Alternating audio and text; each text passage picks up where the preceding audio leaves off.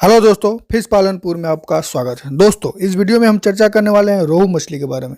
जैसा कि आप जानते हैं कि हमने एक सीरीज स्टार्ट किया है जिसमें हम हर मछली के बारे में डिटेल में आपको जानकारी देते हैं कि इस मछली को पालने के क्या फ़ायदे हैं, क्या नुकसान है, कैसे पालना चाहिए, किस तरीके का तालाब हो, क्या खिलाना चाहिए, ये सब हम बात करते हैं।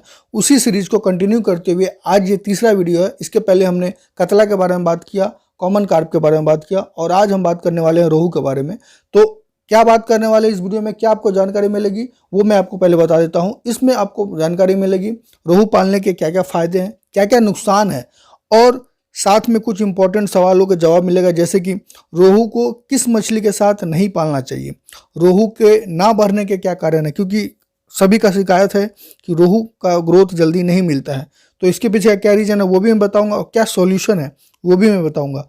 कितने दिनों में ये 1 किलो का हो जाएगा, किस तरीके का सीड आपको डालना चाहिए, सीड लेते वक्त किन बातों का ध्यान रखें कि आपको सीड में ठगी होने से बचे, क्योंकि सीड खरीदते वक्त काफ़ी लोग ठग लेते हैं। जैसे कि रोहू के बोल करके आपको नैनी का सीड दे देते हैं, ग्रास कार्प का सीड दे देते हैं। तो उससे बचने का उपाय, कितना पीस मैक्सिमम अपने तालाब में आप डाल सकते हैं, और इसी तरीके का काफ़ी इंपॉर्टेंट जो भी सवाल है उसका जवाब मैं आने वाले समय में दे रहा हूँ। आप बने रहिए इस वीडियो में, ठीक है। तो सबसे पहले शुरुआत करते हैं कि रोहू मछली को पालने के क्या क्या फ़ायदे हैं उसके बारे में। तो फ़ायदा दोस्तों ये है कि ये एक एवरग्रीन मछली है। इंडिया में इसे हम इंडियन मेजर कार्प कहते हैं और ये पूरे साल भर इसका डिमांड होता है, क्योंकि इस मछली का स्वाद काफ़ी अच्छा होता है और मछली खाने वाला हर इंसान इस मछली को काफ़ी पसंद करता है, इसलिए इसका डिमांड हमेशा हाई रहता है। आपको इसको रेट भी आपको काफ़ी अच्छा मिलेगा। और उससे भी बड़ा बात होता है कि इसका जो बेनिफिट है वो ये है कि इस मछली को आप 500 से 600 ग्राम करने के बाद भी आप इसको बेच सकते हैं। नॉर्मली आप किसी और मछली को 500-600 ग्राम में नहीं बेच पाएंगे, आपको अच्छा रेट नहीं मिलेगा। बट इस मछली को आप 500 से 600 ग्राम करने के बाद भी आसानी से बेच करके 2 या 3 कल्चर साल में आसानी से ले सकते हैं। ये कुछ मैंने बेनिफिट बताया। साथ में और भी बेनिफिट, जैसे कि ये मिडिल लेयर की मछली है, तो आप खाना जहाँ भी देते हैं वो जा करके आसानी से खा लेता है। अगर आपके तालाब में ऑर्गेनिक मैटर डालते हैं, जैसे कि गोबर वगैरह डालते हैं, तो उसके बाद जो प्लैंकटन तैयार होता है वो ये मछली काफ़ी पसंद करता है। ये मछली फाइटोप्लैंकटन काफ़ी पसंद करता है। आप फाइटोप्लैंकटन डाल करके भी कम क्वांटिटी में इस मछली को पाल सकते हैं। ये सब कुछ फ़ायदे हैं जो मैंने आपको बताया। अब बात करते हैं नुकसान के बारे में। हालांकि रोहू को पालने का कोई नुकसान नहीं है, बट फिर भी कुछ एक नुकसान है जो मैं आपको बता देना चाहता हूँ। जैसे कि इसका जो सबसे बड़ा नुकसान होता है ये होता है कि इसका ग्रोथ काफ़ी स्लो होता है। नॉर्मली जो लोग नॉर्मल तरीके से मछली को पालते हैं वो साल में 1 कल्चर निकालना भी उनके लिए काफ़ी मुश्किल हो जाता है। ये एक माइनस पॉइंट है। दूसरा, सीड लेते वक्त आपको ठग लिया जाता है। जैसे कि रोहू का बोल करके आपको नैनी का ग्रास कार्प का सीड दे दिया जाएगा, वहाँ पे उसके वजह से फिर आपका मछली भी अलग अलग हो जाता है, और फिर अगर सीड अच्छा नहीं दिया तो ग्रोथ भी अच्छा नहीं होता है। तीसरा, 500 ग्राम तक जाने के बाद ये मछली रुक जाता है, उसके बाद ये बढ़ता नहीं है। ये एक प्रॉब्लम आता है। इस मछली को आप अगर कॉमर्शियली करना चाह रहे हैं तो आपको फीड खिलाना ही पड़ेगा। सिर्फ प्लैंकटन के भरोसे आप इसको नहीं पाल सकते हैं। इसके लिए सबसे बड़ा जो इम्पोर्टेंट पॉइंट हो जाता है कि इसके लिए आपको तालाब बड़ा होना चाहिए, यानी कि आपका मिनिमम तालाब 1 एकड़ का होना चाहिए। उससे नीचे इसमें अच्छा ग्रोथ नहीं मिलेगा। 1 एकड़ से जितना ऊपर होगा उतना आपको इसका ग्रोथ अच्छा मिलेगा, ठीक है।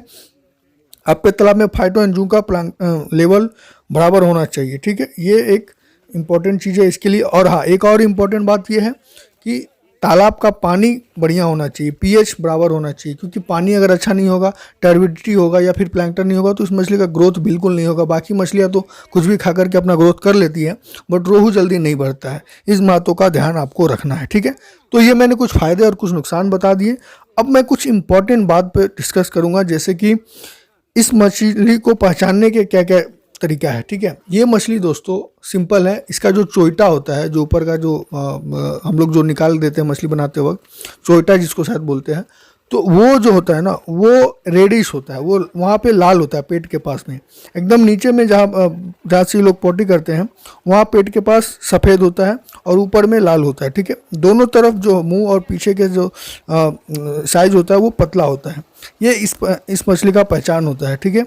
इस पर नॉर्मली इस मछली के साथ नैनी और ग्रास कार्प में लोग कन्फ्यूज़ हो जाते हैं। नए लोग जो लोग होते हैं, पुराने लोग तो ईजिली पहचान जाते हैं। तो इस बात का आपको ध्यान रखना है, ठीक है। अब जो इम्पोर्टेंट बात है वो कि आप अपने तालाब में कितना सीड डालेंगे, ठीक है, और कौन सा सीड डालेंगे और कितने दिन में ये 1 किलो का हो जाएगा। तो सबसे पहला कौन सा सीड डालें दोस्तों? अगर आपको रोहू को अच्छा ग्रोथ लेना है और जल्दी ग्रोथ लेना है तो आपको स्टंटेड सीड डालना है, यानी कि 1 साल पुराना बच्चा ही आपको डालना है, और वो भी 100 से 150 ग्राम का सीड हो तभी आप डालें, तो ही आपको अच्छा ग्रोथ मिलेगा, ठीक है। और दूसरा, कितना सीड डालना ये सबसे ज़्यादा इंपॉर्टेंट है, क्योंकि लोग ज़्यादा मछली में क्वांटिटी डाल देते हैं, ज़्यादा क्वांटिटी में मछली डाल देते हैं, जिसके कारण उसका ग्रोथ नहीं होता है। तो आपको कितना डालना है? नॉर्मली मैं बताता हूँ कि 1 एकड़ में अगर आप अच्छा पानी मेंटेन करते हैं, बीच बीच में ऑक्सीजन का बंदोबस्त कर देते हैं, तो आप 3000 पीस डालिए, और अगर नहीं 3000 तो आप 2500 डाल सकते हैं मैक्सिमम टोटल मछली, ठीक है।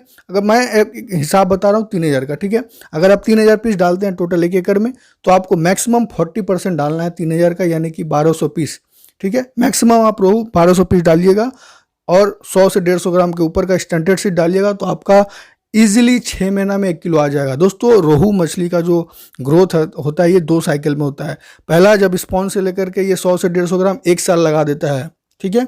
उसके बाद अगले 6 महीना या 7 महीना में 1 किलो का ही होता है, अगर पानी का क्वालिटी अच्छा है, नहीं तो ये 8-8 महीना भी ले लेता है 1 किलो तक पहुंचने में 100 ग्राम के बाद से। इस बात का आपको ध्यान रखना है, ठीक है। क्या खिलाना है वो मैं बता देता हूँ दोस्तों। इस मछली को पालने के लिए आपको फाइटो और जूप्लैंक्टन तालाब में बराबर रखना है। फाइटो इस मछली का पसंदीदा खाना है, बट उसके बाद भी आपको इसको कमर्शियल फीड खिलाना है तो 24% प्रोटीन वाला खाना खिलाइएगा, अगर ये 100 ग्राम से ऊपर का मछली है तो। और जब ये 500 ग्राम से ऊपर की हो जाए तो आप 22% प्रोटीन वाला खाना खिला सकते हैं। ये क्या होता है ना, ये गीला खाना पसंद करता है। अगर आप सरसों खली राइस ब्रान खिला रहे हैं तो इसको आप जैसे आटा साना जाता है उस तरीके से हलवा टाइप का बना दीजिए, टाइट वाला, और उसके बाद इसको खिलाइए, तो ये बहुत पसंद करता है उस खाने को। आप उसको आसानी से खिला सकते हो और ये बहुत पसंद करेगा और ग्रोथ भी अच्छा होगा, ठीक है। क्या खिलाना है वो मैंने आपको बता दिया। वाटर क्वालिटी कैसा रखना है? वाटर क्वालिटी ज़बरदस्त रखना है। ग्रीनिश पानी होना चाहिए, गोल्डन टाइप का, जिसमें फाइटो एंड जू का कॉम्बिनेशन अच्छा से हो। पीएच आपको बराबर मेंटेन करना है। हर महीने आप चूना का सेवन करें। चूना अपने तालाब में डालते रहे। चूना कितना डालना है वो मैंने आपको वीडियो में बताया, फिर भी मैं इस वीडियो में बता दे रहा हूँ। जैसे कि मैक्सिमम बता रहा हूँ, मिनिमम आप 20 किलो हर महीने अपने तालाब में, 1 एकड़ का तालाब में चूना का यूज़ करें, जिससे कि आपका पीएच मेंटेन रहे।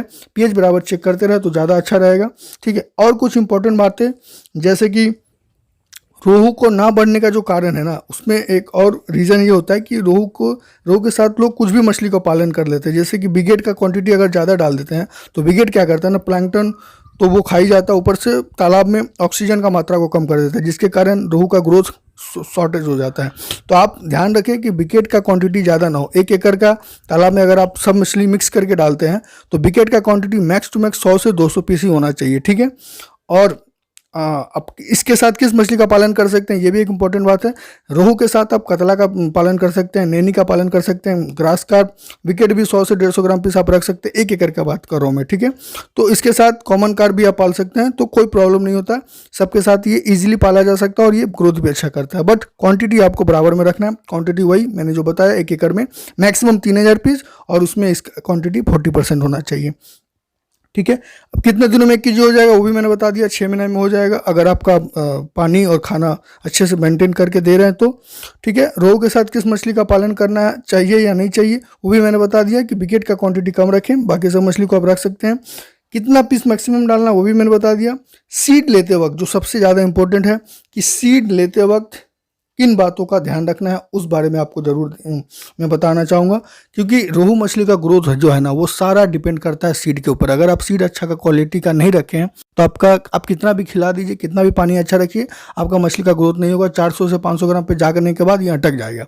उसके लिए आपको क्या करना है, सीड या तो आप स्पॉन लेकर के उसको खुद से इसको सीड 100 ग्राम का तैयार करें, या फिर आप फ्राई लीजिए या फिंगर लीजिए, अच्छे जगह से लीजिए। स्पॉन भी लीजिए तो अच्छे जगह से लीजिए। अच्छे जगह का मतलब क्या होता है कि नामी हैचरी जो है, जिसका गुडविल अच्छा है, जिस पे आपको भरोसा हो सकता है, उससे लीजिए।